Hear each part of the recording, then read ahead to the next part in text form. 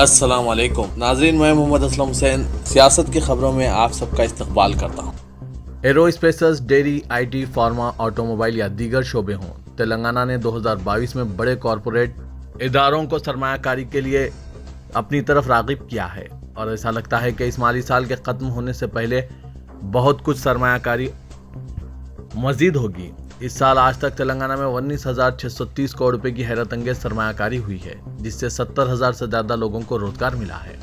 ان سرمایہ کاری کے علاوہ جنوری سے اب تک 1,11,000 کروڑ روپے کی سرمایہ کاری کے اعلانات کیے گئے ہیں۔ یہ تلنگانہ کی متحرک اور صنعت دوست پالیسی ہے جو ریاست میں بھاری سرمایہ کاری کر رہی ہے، اور آنے والے دنوں میں 63,000 سے زائد لوگوں کو مزید روزگار ملنے کی توقع ہے۔ تلنگانہ حکومت کی جانب سے سبسڈی والے کھانے کے پروگرام انا پورنا فوڈ اسکیم، جو 5 روپے میں گرم اور صحت بخش کھانا پیش کرتے ہیں، اس نے 2014 میں اپنے آغاز سے لے کر اب تک 10 کروڑ 22 لاکھ سے زیادہ لوگوں کی خدمت کر کے ایک نیا سنگ میل حاصل کیا ہے۔ یہ اسکیم ملک کے سب سے بڑے عوامی کھانا کھلانے کے پروگراموں میں سے ایک ہے، اور اسے چیف منسٹر کے چندر شیکھر راؤ کے اس ویژن سے تحریک ملی کہ ایک بھی شخص بھوکا نہ رہے۔ انا پورنا کینٹینوں نے 8 مقامات پر کام شروع کیا، اور جیسے ہی وہ غریبوں کے لیے فوری طور پر ایک اعزاز میں بدل گیا، تلنگانہ حکومت نے گریٹر حیدرآباد میونسپل کارپوریشن حدود میں کینٹینوں کی تعداد بڑھا کر 150 کر دی ہے۔ GHMC کے مطابق مارچ 2014 سے نومبر 2022 تک 158 کروڑ 43 لاکھ روپے خرچ کیے گئے اور 10 کروڑ 22 لاکھ لوگوں کو کھانا پیش کیا گیا۔ صدر جمہوریہ دروپدی مرمو جنوبی ہند میں 5 روزہ قیام کے تحت پیر کی شام حیدرآباد پہنچ گئی۔ بیگم پیٹ ایئرپورٹ پر governor doctor T Soundararajan, وزیر اعلیٰ تلنگانہ کے چندر شیکھر راؤ نے صدر جمہوریہ کا استقبال کیا۔ صدر جمہوریہ کے عہدے پر فائز ہونے کے بعد دروپدی مرمو کا یہ پہلا دورہ تلنگانہ ہے۔ چیف منسٹر نے پہلی مرتبہ تلنگانہ پہنچنے پر صدر جمہوریہ کا والہانہ استقبال کیا۔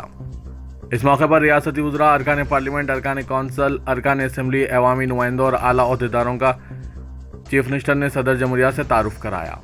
صدر نشین قانون ساز council G Sukhender Reddy, speaker assembly Pocharam Srinivas Reddy, ریاستی وزراء K T Rama Rao, Harish Rao, Mohammed Mahmood Ali, T Srinivas Yadav, V Prashanth Reddy, Sabitha Indra Reddy, Jagadish Reddy, S Niranjan Reddy, Indrakaran Reddy, وی سرینیواس گوڑ، کے ایشور اور پارلیمانی پارٹی کے قائدین ڈاکٹر کے Keshava Rao, Nama Nageswara Rao, mayor Hyderabad G Vijayalakshmi, chief secretary Somesh Kumar, D G P Mahender Reddy, ارکان پارلیمنٹ، اعلیٰ عہدیداروں نے صدر جمہوریہ کا استقبال کیا۔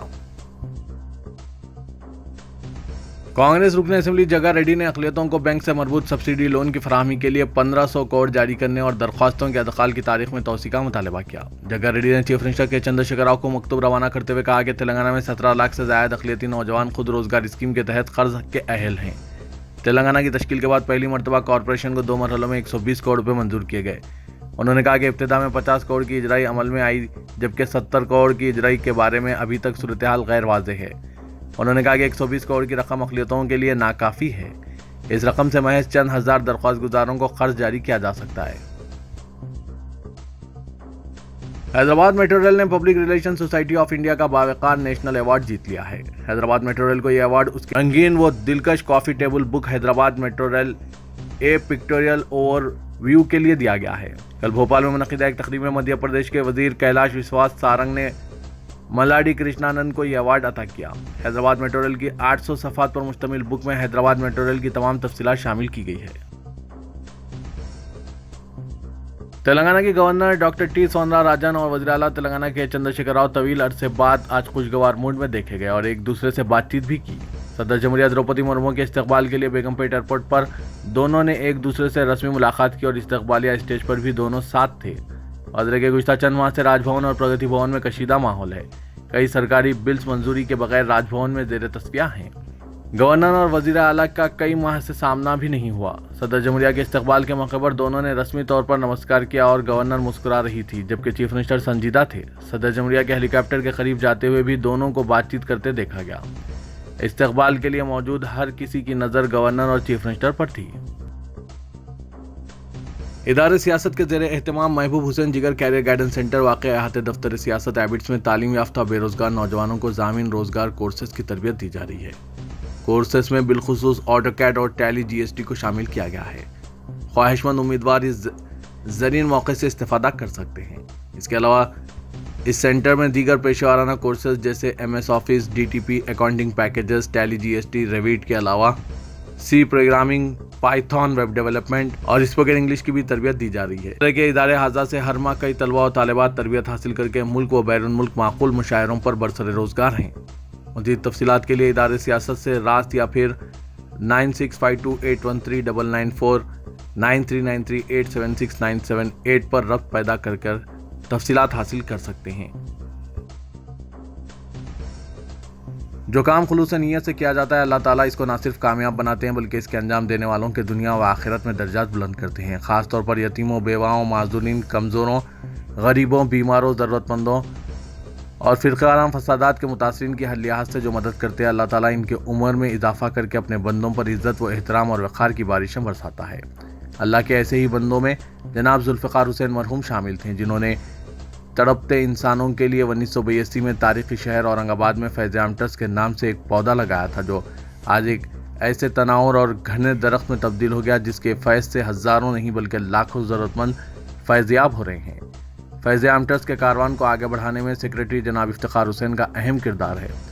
فیض عام ٹرسٹ پچھلے 40 سالوں سے ضرورت مند طلباء و طالبات کے ساتھ ان کے والدین و سرپرستوں کی مدد کر رہا ہے۔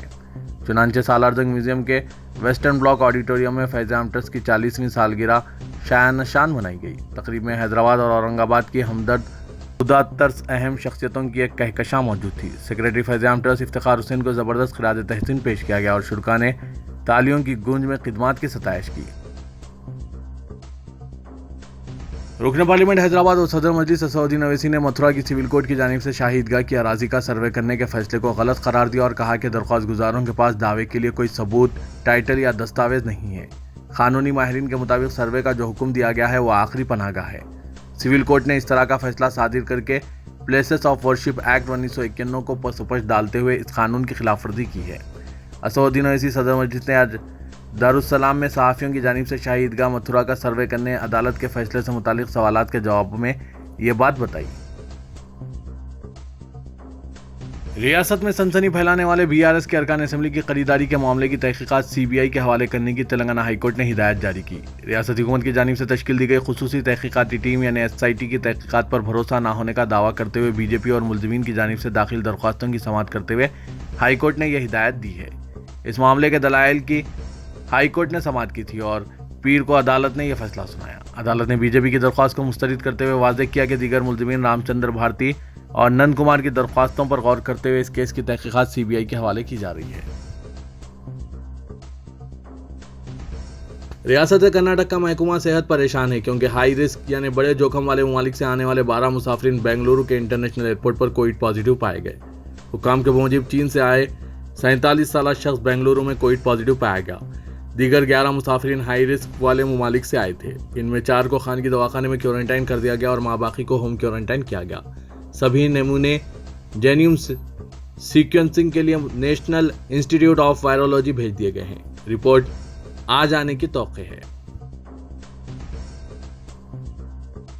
BJP کی رکن پارلیمنٹ پرگیا سنگھ ٹھاکر نے جو 2008 کے مالیگاؤں دھماکے کے کیس کی ملزمہ ہیں، کرناٹک میں مسلمانوں کے خلاف ایک نفرت انگیز تقریر کی اور ہندوؤں سے کہا ہے کہ وہ لو جہاد کا مقابلہ کرنے کے لیے گھروں میں تیز دھاری ہتھیار تیار رکھیں۔ کرناٹک کے شیواموگا میں ہندو جاگرنا ویدیکا کی تقریب سے خطاب کرتے ہوئے پرگیا ٹھاکر نے کہا کہ ہم قربانی دینا جانتے ہیں اور مار ڈالنا بھی جانتے ہیں۔ ہندو جاگرا ویدیکا گروپ کے جنوبی علاقے کے سالانہ کنونشن سے خطاب کرتے ہوئے پرگیا سنگھ ٹھاکر نے ہندوؤں سے کہا وہ اپنے گھروں میں چھڑیوں کو تیز رکھیں تاکہ دشمنوں کے منہ اور سر کاٹ سکیں۔ انہوں نے ہندوؤں پر زور دیا کہ وہ اپنی لڑکیوں کو لو جہاد سے بچائیں۔ لو جہاد ہندو گروپس کی ایک خود ساختہ اصطلاح ہے جو دائیں بازو کے گروہوں کی جانب سے اپنے نظریات کو پھیلانے کے لیے استعمال کی جاتی ہے کہ مسلمان مرد جان بوجھ کر ہندو لڑکیوں اور خواتین کو اپنے جال میں پھانستے ہیں اور ان پر اسلام قبول کرنے کے لیے دباؤ ڈالتے ہیں۔ پرگیا نے لو جہاد کا مقابلہ کرنے کے بارے میں بات کرتے ہوئے ہندوؤں پر زور دیا کہ وہ گھر میں ہتھیار رکھیں۔ اتر پردیش کے بلند شہر کے علماء نے اعلان کیا ہے کہ شادی میں ناچ گانا ہو تو وہ نکاح نہیں پڑھائیں گے۔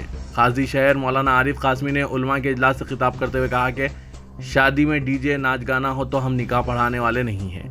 انہوں نے بعد ازاں میڈیا سے کہا کہ شادی میں ناچ گانا اسلامی کلچر یعنی ثقافت کا حصہ نہیں ہے اور یہ اسراف کے مترادف ہے۔ انہوں نے کہا کہ علماء مسلم معاشرے کو سماجی برائیوں سے پاک کرنا چاہتے ہیں۔ وہ یہ یقینی بنانا چاہتے ہیں کہ لڑکی والوں پر زائد مالی بوجھ نہ ڈالیں۔ وشوا ہندو پریشد کے کارکنوں نے وڈودرا میں مہاراجا سیاجی راؤ یونیورسٹی کے حکام سے سنسکرت ڈپارٹمنٹ کے سامنے نماز ادا کرنے والے جوڑے کے خلاف کارروائی کا مطالبہ کیا۔ گزشتہ ہفتے سے ایک ویڈیو کلپ اور تصاویر سوشل میڈیا پر گردش کر رہی ہے جس میں ایک مسلمان جوڑا سنسکرت ڈپارٹمنٹ کے سامنے نماز پڑھتا نظر آیا، جس کے ایک کلپ نے دائیں بازو کے کارکنوں کو ناراض کر دیا۔ وی ایچ پی کے جوائنٹ سیکرٹری کارتک جوشی کی قیادت میں ایک وفد نے یونیورسٹی اتھارٹی سے ملاقات کی اور جوڑے کے خلاف تحقیقات اور کارروائی کا مطالبہ کیا۔ یونیورسٹی کا دفاع یہ ہے کہ ہفتے کے روز بیچلر آف کامرس کے سیکنڈ ایئر کے امتحانات ہو رہے تھے۔ کئی طلبہ اور ان کے والدین یونیورسٹی کیمپس میں موجود تھے، اس لیے ہر ایک پر نظر رکھنا مشکل تھا۔ تاہم اب طلبہ کی کاؤنسلنگ اور وضاحت کی جائے گی۔ اپنے بیماریوں سے لڑ رہے لالو پرساد یادو اور ان کے اہل خانہ کی مشکلات ایک بار پھر بڑھ سکتی ہے۔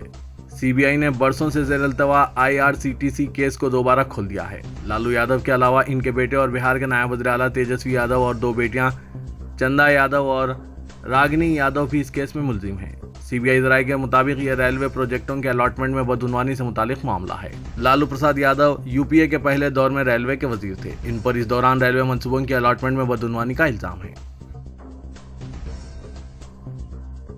ریاست کرناٹک کے ساتھ سرحدی تنازع کے معاملے میں مہاراشٹر حکومت کے نرم رویہ اختیار کرنے کا الزام عائد کرتے ہوئے مہاراشٹر کے سابق وزیر اعلیٰ ادھو ٹھاکرے نے پیر کو قانون ساز کونسل میں ایکناتھ شنڈے سرکار کو جم کر نشانہ بنایا۔ کرناٹک کے قبضے والے مراٹھی اکثریتی علاقے کے لیے ادھو ٹھاکرے نے کرناٹک مقبوضہ مہاراشٹر کی اصطلاح کا استعمال کیا۔ سابق وزیر اعلیٰ نے ایکناتھ شنڈے سرکار سے سوال کیا کہ جب کرناٹک میں بیلگاوی کارپوریشن نے مہاراشٹر میں شمولیت کی قرارداد پاس کی تو اس کے خلاف کرناٹک حکومت نے کارروائی کی، مگر جب مہاراشٹر کے سرحدی علاقوں کے دیہاتیوں کی پنچایتوں نے کرناٹک میں شمولیت کی قرارداد پاس کی تو کارروائی کیوں نہیں کی گئی؟ دنیا بھر میں کووڈ-19 کے کیسوں میں اچھال کے درمیان احتیاطی اقدامات کے طور پر حکومت کرناٹک نے سنیما گھروں اور تعلیمی اداروں میں ماسک کے استعمال کو لازمی کر دیا اور بزرگوں کے بشمول آبادی کے مختلف طبقات سے کہا کہ وہ پرہجوم اجتماعات سے گریز کریں۔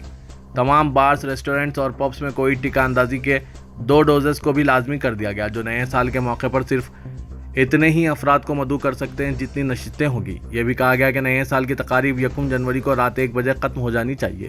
اس کے علاوہ نئے سال کے موقع پر تمام بڑے اجتماعات کے مقام پر ماسک کو لازمی کر دیا گیا ہے۔